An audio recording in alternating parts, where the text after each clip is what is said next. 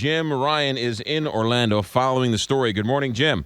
Morning, McGraw. Yeah, it's sort of the explanation from James Comey as to why investigations on Omar Mateen were launched, were conducted, and then were closed without any further action.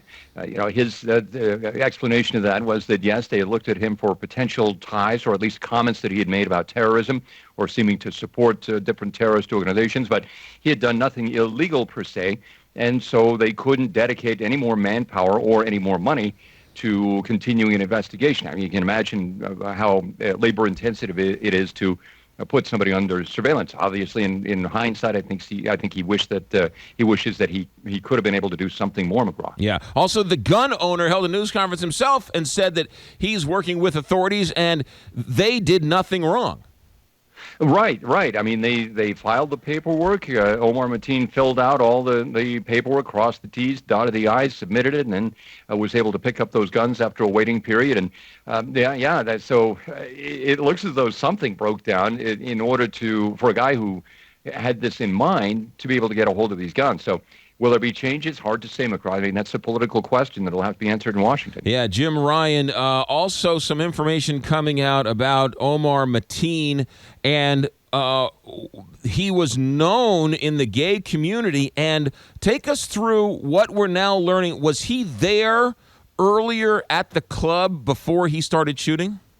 Well, if not that same night, then sometime fairly recently. Yes, we're hearing from people who said that they had seen him inside the club, the FBI and other agencies saying that he may have been scoping out the place, getting a feel for where the exits are and the floor plan. I mean, it's sort of a sinister plan that might be working in somebody's mind. Others, though, customers have told ABC, frequenters of the Pulse nightclub, that he was there on a social basis, that he was there to talk with men, essentially. So was he gay? Was he straight? We know that he was married. His wife has been talking with the FBI and perhaps providing some information about that. But, I mean, it's just another wrinkle in a story that seems to grow by the hour. Yeah. Also, I heard a number of people say that they had seen him on some gay dating apps as well. Right. There's a guy in Houston who said that he had seen him on one of these apps and that he was asking him about clubs and about different things. So, yeah, I mean, the story seems to be building, and it seems to be moving in a direction that nobody really had expected it to. I mean, initially, when you heard shooting in a gay club, you had to assume, I think, that people were targeted because of their sexual orientation. Then you hear about the 911 call in which the shooter, Omar Mateen, pledges his loyalty to ISIS. He also, according to coworkers, had a real problem with blacks and Hispanics and a lot of different people. His ex-wife said that he was just full of rage. Yeah. All right, Jim Ryan, set the scene for us today. What's going on down in Orlando today? Yeah. Okay. We're going to have a hospital briefing. We'll find out more about the people who are still under medical care. We know yesterday that there were 5 people in grave condition, but that other people were being treated. And somehow, despite the seriousness of their injuries, were being sent home.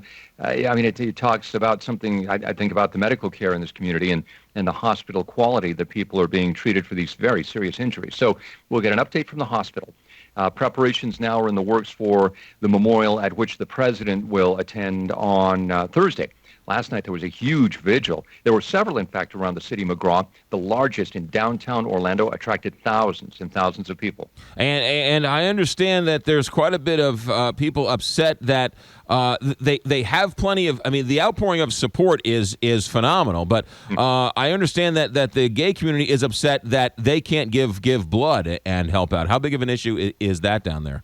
Well, I think it's a source of irritation for people. We're talking about we have to assume that the victims, the 49 people, if not all of them, most of them were gay. And now people are trying to step up and offer blood to those wounded people.